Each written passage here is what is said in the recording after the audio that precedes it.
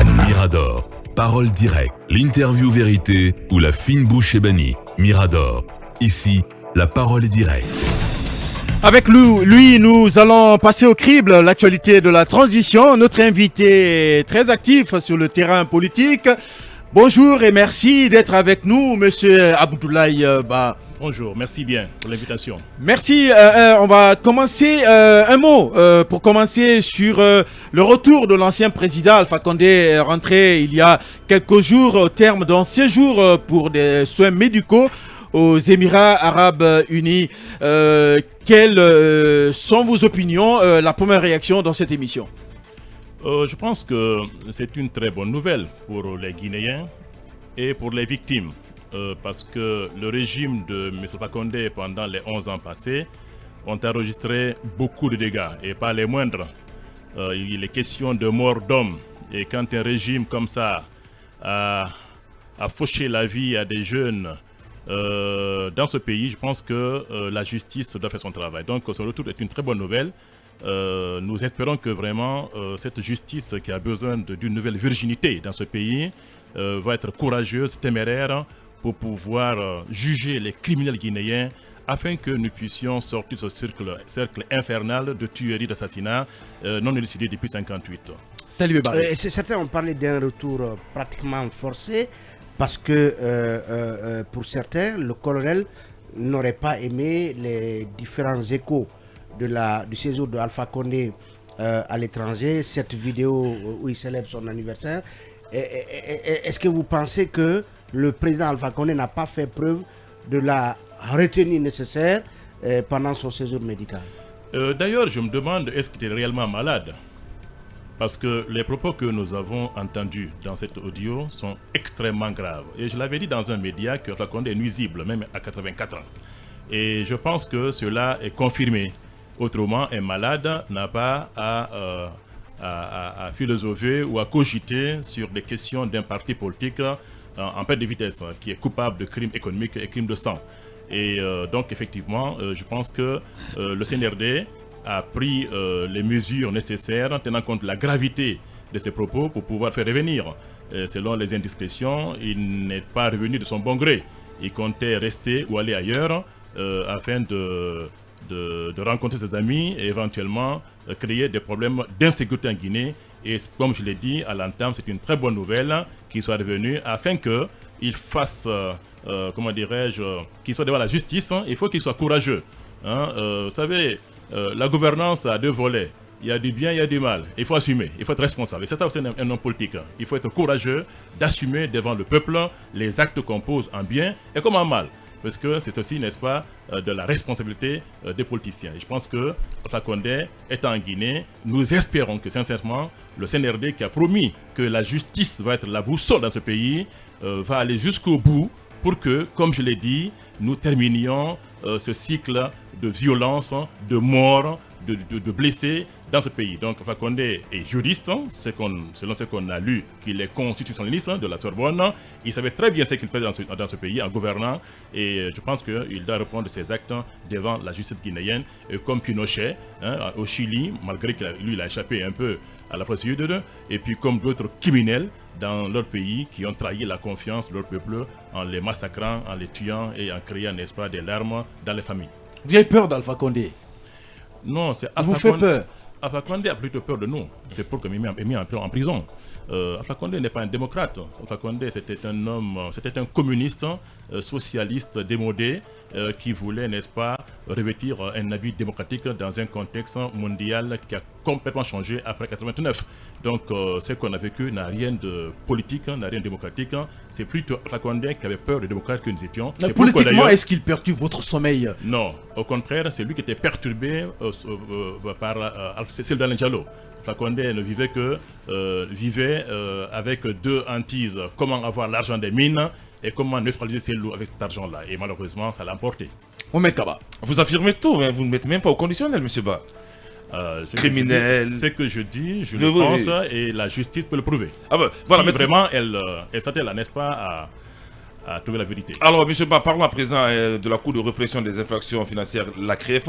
Comme vous le savez, Dr Ibrahima Kassori Fofana et tant d'autres, Zakaria Koulibaly, Souleymane Traoré, Ismaël Diouaté et Kropis à la maison centrale de Conakry. Quelle est votre lecture sur cet état des faits? Est-ce que, selon vous, la prison n'est pas l'extrême, mais peut-être l'exception?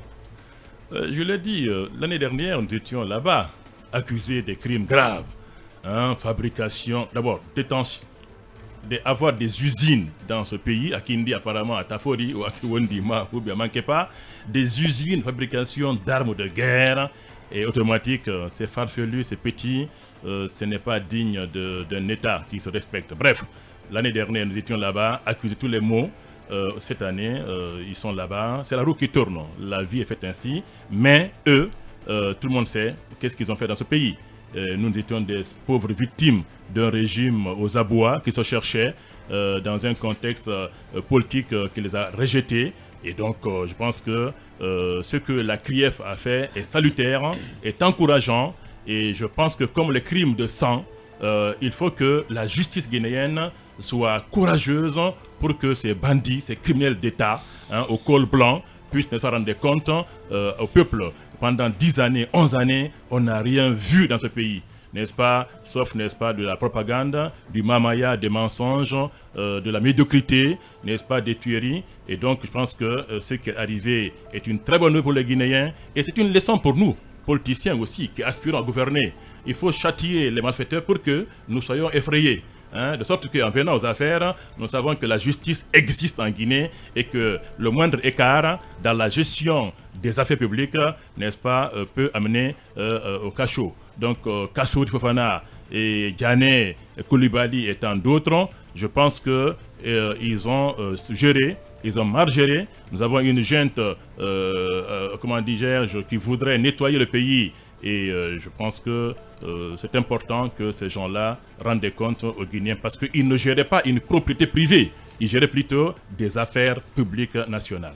Mais vous êtes homme de droit et certains estiment, hier on avait à votre place M. Badiko qui estime que la CRIEF n'a pas une méthodologie de travail claire. Elle manque de moyens et que c'est une forme de elle obéirait à une sorte de navigation à vue parce que pour M. Badiko, tous ces messieurs risquent demain face à un juge d'être libérés parce que la CRIEF ne détiendrait pas des éléments de preuve suffisamment costauds pour inculper et faire condamner M. Kassouri et compagnie. Il pense que par exemple un audit systématique de l'ensemble de l'administration aiderait à avoir suffisamment d'éléments contre eux. Moi je l'ai dit dans un média que quiconque a côtoyé Alpha Condé dans sa gestion politico-administrative, si vous recherchez un peu dans sa gestion, dans son passé, vous trouverez, n'est-ce pas, des malversations financières et économiques. C'est systématique. On avait là en Guinée une oligarchie, cabinet qui est politologue peut le prouver. On avait là un système politique mafieux, n'est-ce pas, composé de criminels d'État, n'est-ce pas, assoiffés du pouvoir politique et au prix, n'est-ce pas, de la vie humaine. Ils défendaient, c'est une oligarchie composée des juges, des militaires, des magistrats, des hommes d'affaires, des hommes de la culture, des religieux, un imbroglio d'hommes qui défendaient leurs intérêts économiques et égoïstes au détriment de la nation. C'était ça en Guinée, c'est pas la démocratie, l'oligarchie. Donc, Badiko, s'il l'a dit, c'est son droit de le dire, mais saluons quand même l'innovation. Pour une fois dans l'histoire de la Guinée, connaît une cour des répressions économiques et financières. Et comme vous savez, dans tout début, il y a des balbutiements. Que la Guinée n'a pas une histoire de la culture du droit, sur le plan, n'est-ce pas, des crimes de sang, encore moins sur les crimes, n'est-ce pas, économiques. Donc s'il y a des failles, elles sont à améliorer, mais saluons l'initiative qui consiste, n'est-ce pas, à demander des comptes à des responsables au plus haut niveau de l'État, des comptes dans la gestion des affaires publiques. Donc, je pense que ça, c'est un. Deuxièmement, la CRIEF ne peut pas plaisanter en arrêtant quelqu'un comme Semit au cachot. Nous ne sommes pas dans une opération de séduction politique. Hein. Elle a sûrement quelques éléments. Et les enquêtes vont relever. Et nous avons affaire à des juges, des jeunes juges. J'en connais quelques-uns. On étudie ensemble au lycée à Kindia, qui sont dans l'appareil judiciaire. Et je vous assure, ces gens-là peuvent vous démontrer, preuve à l'appui, n'est-ce pas, que Kassirou Fofana et son système Alpha Condé, n'est-ce pas, sont coupables des plus gros crimes économiques dans ce pays depuis 1958. Y compris Cellou Dalein aussi qui est attendu à la crève. J'espère que vous n'allez pas changer de langage après. Moi, je suis... Dans l'affaire Guinée. Dans l'affaire Guinée. Moi, je vous dis, je suis légaliste républicain. On a confiance en la justice, qu'elle fasse son boulot, qu'elle ne soit pas objet de manipulation politique. Si l'intéressé est réellement coupable d'avoir commis des malversations financières et économiques dans la gestion des affaires publiques, que la justice la s'applique. C'est aussi simple que cela. Cependant, si elle veut être crédible et qu'elle rentre dans l'histoire judiciaire de ce pays, elle doit éviter, n'est-ce pas, des manipulations politiques d'où qu'elles viennent. Voilà, moi je n'arrive pas à comprendre. Voilà ma position. Monsieur Ba trouve des portes de sortie quand c'est Cellou Dalein, mais les autres, c'est à charge. Oui, Monsieur Ba, les Kassori, vous les accusez directement, mais quand c'est Cellou Dalein Diallo, vous ouvrez une fenêtre. Je n'ai pas... pour le moment, oui, bien sûr. Il n'est pas inculpé. Il ne m'a pas compris. Oui. Vous n'avez pas compris. Moi, j'ai dit, nous saluons la mise en place, pour une fois dans l'histoire de la Guinée, d'une cour pour réprimer, n'est-ce pas, les crimes économiques et les crimes, n'est-ce pas, financiers. Et nous demandons, comment dirais-je, par analogie, qu'une autre cour de répression des crimes de sang soit également aussi mise en place. Parce que la vie est plus importante que le matériel. Ça, c'est important de le préciser. Maintenant, tant que cette cour de répression économique financière reste dans le cadre de la recherche de la vérité, fondée sur le droit et la loi, nous saluons la démarche. Et c'est que nous déplorons que la Cour soit manipulée à un moment donné contre les individus parce qu'ils pèsent politiquement dans le pays. Voilà ma position. Alors, globalement, comment vous appréciez toutes ces opérations engagées par la junte visant à moraliser la gestion de la chose publique, y compris la récupération des biens de l'État? Il y a une confusion. Nous avons salué vraiment l'arrivée de la junte qui nous a débarrassés d'une dictature sanguinaire. M. Alpha Condé et son système, sincèrement, nous fait libérer les frontières, tout ce que nous avons vu comme mesures salutaires. Mais il y a une confusion dans ces opérations. On veut récupérer des biens, certes qui sont louables, c'est louable, la mesure est louable et salutaire. Si les biens ne vous appartiennent pas et qu'à un moment donné vous vous êtes approprié des biens de l'État, et qu'une autorité vienne sonder votre vie, et vous devez les rendre, ou bien on vous les reprend. C'est très simple. Cependant, le cas Cellou est particulier. Ce monsieur a exhibé des documents que l'État guinéen lui a fournis, lui a délivrés, il a expliqué. Et il s'est même permis, sur base des deux documents, de saisir la justice. On ne va pas en justice sans avoir des éléments de preuve, sinon on peut avoir, n'est-ce pas, des problèmes. Donc si Cellou, le président Cellou, a osé saisir la justice de son pays pour que celle-là puisse trancher sur sa propriété, c'est qu'il était fondé en droit. Alors, on nous dit que la justice va être la boussole. De grâce, joignez les actes aux paroles. Une procédure est pendante à la justice, le Dixine, et puis à la Cour suprême. Le dossier est dans le circuit judiciaire. Comment est-ce qu'on peut comprendre que le patrimoine bâti public vienne détruire un bâtiment qui fait objet de procédure judiciaire? La boussole n'a pas fonctionné. C'est ce qui pose problème. On ne comprend pas finalement quelle justice, de quelle justice parle-t-on. Autrement, on devait respecter la plainte du citoyen, la procédure de la justice qui était enclenchée jusqu'à la Cour suprême. Attendre. Si maintenant la Cour suprême décide que M. Cellou Dalein Diallo n'est pas propriétaire, à ce moment-là, le bâtiment reprend son bâtiment. C'est très simple parce que c'est le légaliste, il ne va pas se poser. Cependant, si, au contraire, si la justice rend à la propriété à Cellou, c'est très simple. Donc il faut, n'est-ce pas, que cela soit clair. Donc on n'a pas compris. Est-ce que vous pourriez demander à Cellou et à ses avocats finalement d'abandonner la procédure puisque on vient de poser la première pierre d'une école? Non, vous savez, nous partons du principe. Si à chaque fois qu'une injustice est posée et que pour des raisons sociologiques il faut abandonner, finalement on n'aura jamais un état de droit. La justice, le droit est au-dessus, n'est-ce pas, de nos mœurs. Et donc les avocats Cellou et ses avocats doivent continuer. Non, moi, Ablaïba, je peux compter en procédure.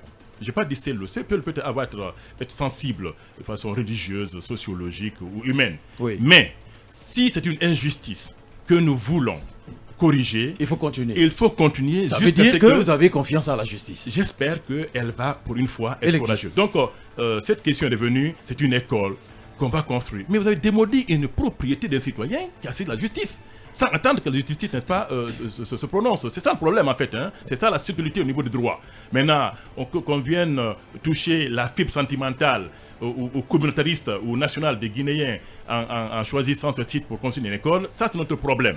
Mais vous avez démoli, vous avez rasé de la carte de Dixine la propriété privée d'un citoyen. Est-ce normal? Je dis non. Venons-en aux assises nationales. Vous avez décidé de ne pas participer au débat. Oui. J'aimerais bien intervenir un peu sur l'aspect CRIEF, et sur les travaux de la CRIEF. Monsieur Ba, aujourd'hui, plusieurs potentiels clients de la CRIEF ont pris la tangente. Hier, il y avait l'ouverture du procès sur la CENI, sur les présumés détournements des fonds au niveau de la CENI. Il y a un des accusés qui a été déclaré absent et des informations font comprendre que il serait sorti du pays. Il y a aussi le dossier M. Kassori Fofana. Il y a un des citoyens très concernés par la procédure par laquelle M. Kassori est là où il est, qui s'est pratiquement éloigné du pays depuis un certain moment. En tout cas, on apprend que la CRIEF n'a pas pu mettre main sur lui. Aujourd'hui, Cellou Dalein est absent, longuement absent. Est-ce qu'on peut interpréter comme quoi, puisque les fuites ont commencé, lui aussi il a pris la tangente, d'autant plus qu'on a un dossier qui pourrait relativement le concerner, qui s'appelle Air Guinée, qui s'appelle Chemin de fer Conakry-Niger. Ça, c'est ma première question. Est-ce que vous pouvez nous clarifier le long séjour de Cellou, si vous en avez été informé? Et l'autre question, c'est que pratiquement la maison de Cellou a été rasée pour y construire une école. Tout le monde sait que pour un homme d'État, dire que je ne veux pas voir une école à la place de mon domaine, ça serait extrêmement difficile. On a décidé de faire la pose de la première pierre avant même que l'étude d'impact sur cette infrastructure ne soit produite par les grands projets. Selon nos informations, c'est maintenant qu'ils vont faire les études pour savoir quel est le type d'infrastructure qui s'y est, sans pour autant causer assez de dommages à la zone. Alors vous, en tant qu'élu local qui aspire à être élu national, est-ce que vous seriez demain dans la position de dire raser cette école sur mon terrain afin que je le récupère? Question numéro 1 sur la CRIEF. M. Cellou Dalein Diallo ne peut pas fuir la justice de son pays. Lui qui fait l'apologie du droit dans tous ses discours. Pour preuve, nous, quand on a été accusés l'année dernière, l'année d'avant, en 2020, l'opération consistait à nous faire fuir. Le procureur, connaissant notre numéro de téléphone, nos domiciles respectifs en Guinée, n'a pas daigné nous adresser une convocation dûment établie, selon le code de la procédure judiciaire. Mais faire appel aux médias et martelant que, après les enquêtes, il s'avère que messieurs tels sont impliqués dans des tueries et qu'ils sont recherchés activement, c'est, n'est-ce pas, créer, n'est-ce pas, la peur et la fuite. On n'a pas fui. Si nous, jeunes cadres de l'FDG, on n'a pas fui face à des accusations aussi graves, les morts d'hommes à Kakimbo, à Lambani, alors que moi je vis à Kindia, Psel Balde à Labé, Gawal et de Gawal, ce n'est pas le président Cellou Dalein Diallo qui aspecte le président de la Guinée qui va ne pas s'éclipser comme un petit citoyen frileux, peureux face à la justice. Et puis ensuite, pour un dossier dans lequel il y a déjà un audit bien établi et que l'acheteur a 1000 fois répété dans les médias écrits et radiophoniques et télévisuels, en l'occurrence, que c'est lui qui a acheté. De qui? De feu général Lazare Conté. Donc, ça c'est clair. Donc, comme se dit, Cellou Dalein Diallo ne peut pas fuir la justice. Il viendra faire face à la justice, mais que la justice donne les preuves éventuelles de son implication dans cette opération. Maintenant, quant à la CRIEF, je répète une fois encore, sincèrement, c'est une très bonne nouvelle. J'ai lu dans les médias quelques semaines le Premier ministre Biavogui dire qu'on aurait exporté 100 millions de tonnes de bauxite en 2020 et qu'il n'aurait pas vu un franc dans les comptes de l'État. Ah, ça c'est très grave. C'est un lapsus. Ah, vous me l'apprenez. C'est sûr que c'est un lapsus. Je ne savais pas. C'est un Donc, lapsus. si tel est le cas, si le Premier ministre de la Guinée, qui est censé être en possession des informations fiables, affirme ça dans les médias et que nous lisons, allez chercher, vous verrez que cette équipe d'Alpha Condé, son gouvernement, n'est-ce pas, peuvent être considérés comme les plus gros criminels économiques de la Guinée, mais que la justice fasse son travail et vous allez être surpris parce que les comptes en parlent. Et je finis en prenant juste un exemple sur les petits DAF, hein, les 518, des jeunes DAF de 30 ans, 35 ans, sur les comptes desquels, selon des indiscrétions, il y a 30 milliards, 40 milliards, 50 milliards. Un fonctionnaire qu'on appelle en sciences administratives un commis d'État, un serviteur public qui a une fortune équivalente à celle d'un homme d'affaires. C'est inquiétant. Donc, si un DAF, un simple DAF, a sur son compte en Guinée 30 milliards, 40 milliards, 50 milliards, allez chercher sur les comptes, n'est-ce pas, de ceux-là qu'on appelle des dignitaires, mais que moi j'appelle des malfaiteurs. Emmanuel, sur les assises nationales.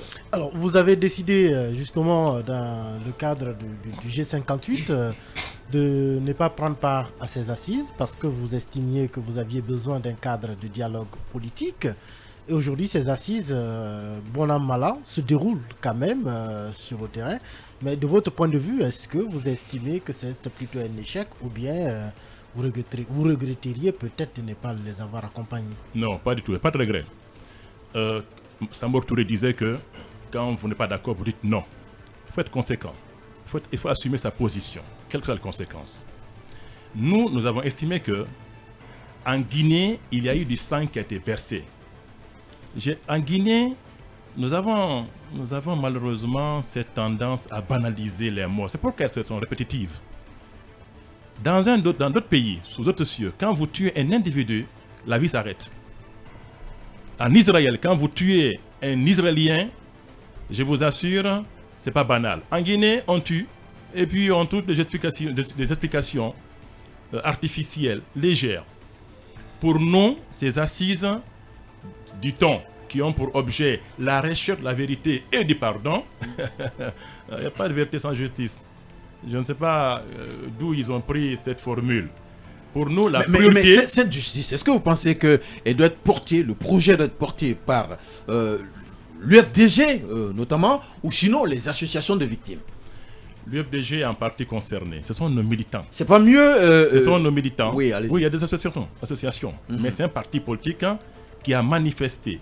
Les citoyens ont manifesté pour réclamer le respect du droit ou bien la violation de la loi. Et ils ont été fauchés par des armes de l'État. Donc, il y a les parents des victimes, mais il y a aussi l'appareil politique, le parti politique qui avait pour militant ces victimes-là.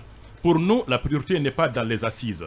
La priorité, comme je dis, à l'image de la CRIEF, la recherche du matériel, hein, de l'argent.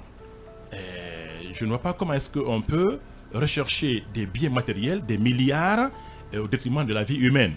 Et je pense que, sincèrement, si on est honnête avec nous-mêmes, nous devrions tous nous atteler à ce que nous puissions rechercher ceux qui tuent les Guinéens afin que ces gens sachent qu'on ne tue pas en Guinée impunément. Voilà la position de l'UFDG et des autres, les 58 partis politiques qui, d'ailleurs, dans la déclaration de la dernière fois, ont rappelé encore la mise en place d'un tribunal pour juger les crimes, n'est-ce pas, les crimes de sang. Alors, ici, vous avez des assises nationales, dit-on, pour la vérité et le pardon, mais les victimes ne sont pas concernées.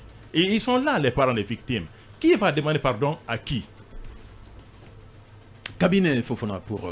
Mais, alors, sur le cadre de concertation, le G58 ne semble pas apprécier la stratégie, disons le type le cadre type de dialogue. Mais est-ce qu'aujourd'hui, vous ne trouvez pas qu'en voulant un cadre de concertation qui soit simplement entre le CNRD et les partis politiques, que vous épargnez une bonne partie des gens qui se reconnaissent, par exemple, aux acteurs sociaux? Non, il y a la transition, elle est naturellement politique. C'est après que tout le monde a compris ça. Au début, il disait que non, c'est pas politique. Mais après, la situation s'est présentée d'elle-même. Et les gens, même le ministre Bori Condé l'a dit dans un de ses communiqués que la transition est politique. Cette situation, elle concerne les partis politiques. Et je déplore qu'en Guinée, contrairement au Mali, au Burkina Faso, qui est en train de mettre en place la transition, et au Tchad, qui a vécu une situation pendant 30 ans, qu'on ait fait fi de l'existence des partis politiques. C'est une erreur. Ils ne pourront rien faire ici sans nous. Je le dis ici haut et fort. Pourquoi? Parce que c'est constitutionnel.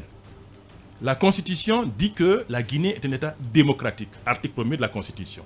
Laïque. C'est-à-dire, ils ne pourront rien faire. Qu'est-ce que ça veut dire? Parce que les militants, les citoyens politiques en Guinée relèvent des partis politiques. Chaque parti politique a un petit pourcentage ou un moindre pourcentage ou un grand pourcentage d'adhérents dans l'échiquier politique guinéen. Donc, on ne peut pas vouloir faire de la politique sans les acteurs de la politique, en l'occurrence les partis politiques, et qui sont en possession de documents officiels appelés agréments pour exercer officiellement cette activité politique. Donc, ce volet de dialogue, de concertation, nous on demandé un dialogue. Le dialogue, c'est un entretien entre deux ou plusieurs individus à égalité. La concertation, il y a de la subordination.